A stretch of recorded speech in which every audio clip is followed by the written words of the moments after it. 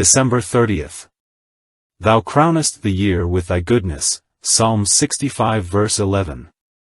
As we review the leadings of divine providence during the year that is past, let God's goodness and mercy stimulate our faith and confidence in Him as respects the new incoming year.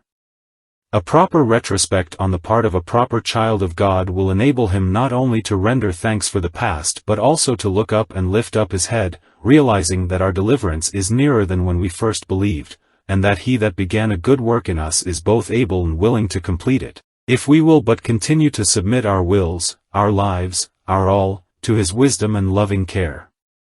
The word year in the Bible is sometimes used for a period averaging nearly 365¼ days, and sometimes for an age.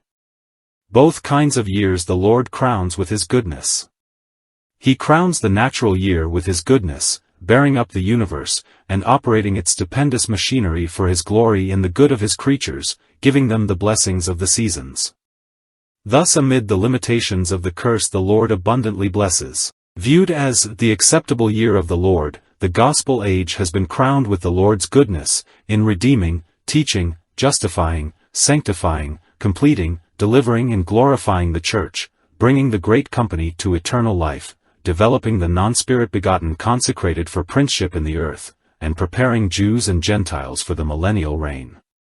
So, too, the millennial age will be crowned with the Lord's goodness, forgiving, awakening, instructing, compassionating, drawing and blessing the whole race, lifting up the earth and the obedient to perfection, and giving the faithful everlasting life in paradise.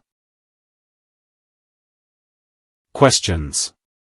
What were this year's special blessings? How did they affect me? Poems of Dawn, 272, These many years. These many years. What lessons they unfold.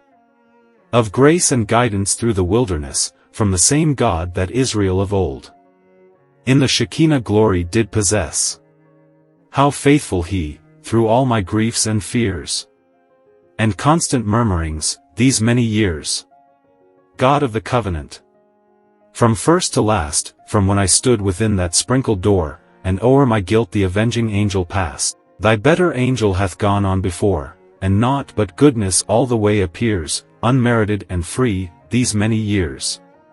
Thy presence wrought a pathway through the sea, Thy presence made the bitter waters sweet, and daily have Thy hands prepared for me sweet, precious morsels, lying at my feet. 'Twas but to stoop and taste the grace that cheers, and start refreshed, through all these many years. What time I thirsted and earth's streams were dry, what time I wandered and my hope was gone, Thy hand hath brought a pure and full supply, and, by a loving pressure, lured me on. How oft that hand hath wiped away my tears, and written, pardoned, all these many years. And what of discipline Thy love ordained, fell ever gently on this heart of mine, around its briars was my spirit trained, to bring forth fruits of righteousness divine, wisdom in every check, and love appears in every stroke, throughout these many years. Lord, what I might have been, my spirit knows. Rebellious, petulant, and prone to stray, Lord, what I am, in spite of flesh and foes, I owe to grace that kept me in the way. Thine be the glory. Merit disappears, as back I look upon these many years. Thine be the glory.